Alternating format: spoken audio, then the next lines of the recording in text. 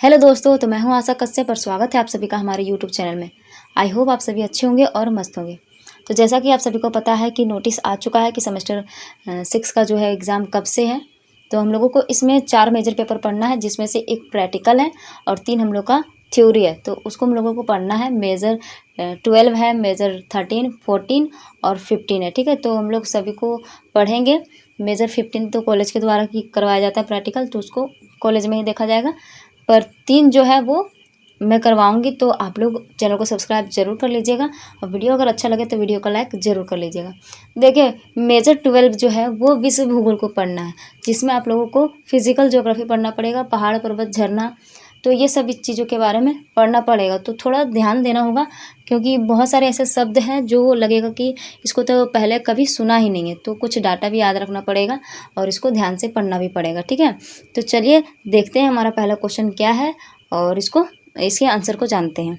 Asia के जनसंख्या वितरण एवं घनत्व का विवरण करें। यानी एशिया का जो जनसंख्या है उसका वितरण कैसा है और उसका घनत्व क्या है, उन सभी के बारे में हम लोग को बताना है। तो चलिए आंसर को देखते हैं। एशिया की आबादी वितरण और घनत्व मुख्य रूप से नदी घाटियों और मैदानी इलाकों में केंद्रित है, जहां उपजाऊ मिट्टी और जल उपलब्धता के कारण कृषि गहन होती है, जिससे उच्च जनसंख्या घनत्व होता है। यानी कि एशिया का जो अधिकांश जनसंख्या वो कहाँ पे फैला हुआ है, तो नदी घाटी क्षेत्रों में, मैदानी इलाकों में फैला हुआ है, जहाँ पे कृषि अच्छे ढंग से होती है। आगे हमारा है कि इसके विपरीत दुर्गम पर्वत, शुष्क रेगिस्तान और उच्च वर्षा वाले क्षेत्र कम घनी आबादी वाले हैं। विश्व की जनसंख्या का लगभग 60% एशिया में निवास रहता है, जो इस महाद्वीप को दुनिया का सबसे अधिक आबादी वाला क्षेत्र बनाता है। यानी कि जहाँ पे शुष्क है, रेगिस्तान है, उच्च वर्षा वाले क्षेत्र हैं, वहाँ पे जनसंख्या जो है वो विरल निवास करती है और विश्व की जनसंख्या का लगभग 60% जो है वो एशिया में ही निवास करता है, जो इस महाद्वीप को दुनिया का सबसे अधिक जनसंख्या वाला महाद्वीप बनाता है। ठीक है, आगे है विश्व में 10 सर्वाधिक जनसंख्या रखने वाले देश में भारत, चीन, संयुक्त राज्य America, Indonesia, Pakistan, Nigeria, Brazil, Bangladesh, रूस, मैक्सिको सम्मिलित है, जिसमें से भारत, चीन, इंडोनेशिया, पाकिस्तान, बांग्लादेश एवं रूस, ये 6 देश एशिया महाद्वीप के अंतर्गत आते हैं। हालांकि रूस एशिया और यूरोप दोनों में ही फैला हुआ है। ये सभी देश अकेले 50% तक की जनसंख्या को निवासित करते हैं और बाकी के 10% भाग पर अन्य देश आते हैं।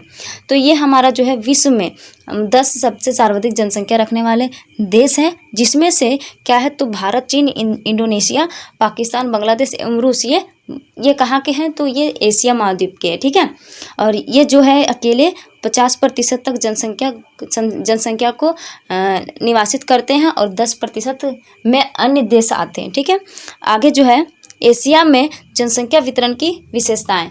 तो एशिया में जनसंख्या वितरण की क्या विशेषताएं हैं उसको जानते हैं। पहला है अधिक घनत्व वाले क्षेत्र। तो दक्षिणी एशिया, पूर्वी एशिया और दक्षिणी पूर्वी एशिया में जनसंख्या घनत्व अधिक है, जहां जल संसाधन और कृषि के लिए उपयुक्त भूमि उपलब्ध है।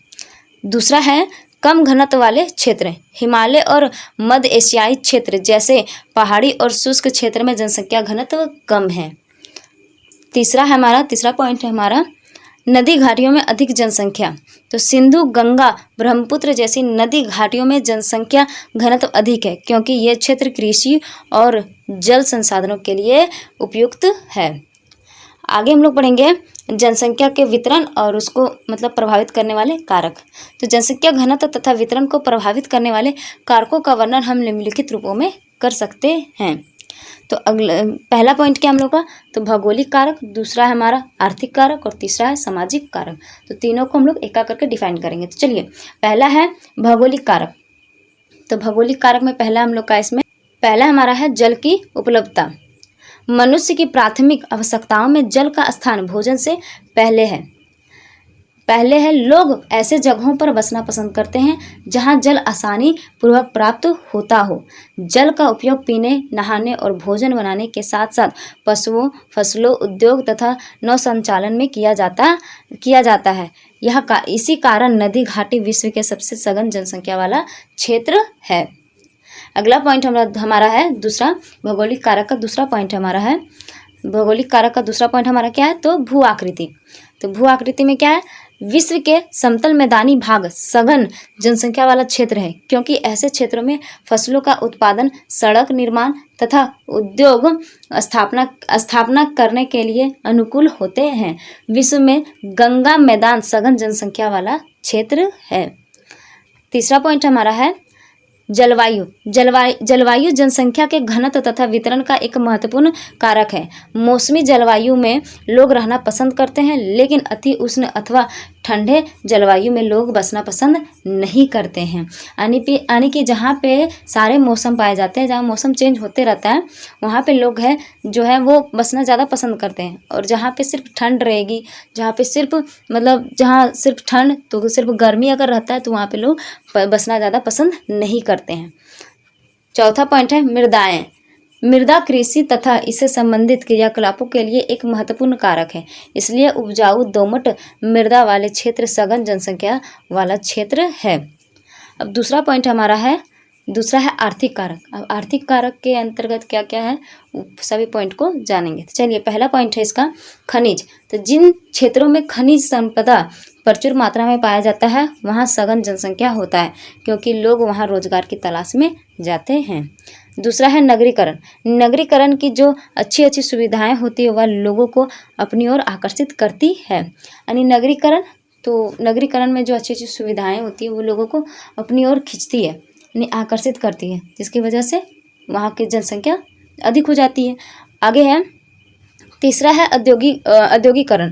तो औद्योगिकीकरण के कारण लोग रोजगार के लिए शहरों की ओर पलायन करते हैं, जिससे शहरी क्षेत्रों में जनसंख्या सघन पाया जाता है। तो जिसके कारण क्या होता है कि शहरी क्षेत्रों में जनसंख्या का घनत्व अधिक पाया जाता है। तीसरा पॉइंट है सामाजिक एवं सांस्कृतिक कारक। तो सामाजिक तथा सांस्कृतिक महत्व रखने वाले क्षेत्र अधिक सघन बसे होते हैं, जबकि सामाजिक व राजनीतिक अशांति रखने वाले क्षेत्रों में जनसंख्या घनत्व विरल हो जाता है। तो ये हमारा पहला क्वेश्चन था। ठीक है, तो आई होप आप लोगों को समझ में आया हो। इसमें थोड़ा अभी मतलब ज़्यादा टफ शब्द तो नहीं आया है, पर आगे बहुत ऐसे क्वेश्चन है जो थोड़ा टफ है, तो उसको ज़्यादा पढ़ना पड़ेगा। ठीक है, तो चलिए मिलते हैं नेक्स्ट वीडियो में। अगर आप लोगों को वीडियो यूज़फुल लगा हो तो प्लीज़ वीडियो को लाइक कर दीजिएगा, और चैनल पर नए हो तो प्लीज़ चैनल को सब्सक्राइब जरूर कर लीजिएगा। चलिए मिलते हैं नेक्स्ट वीडियो में। अभी के लिए धन्यवाद।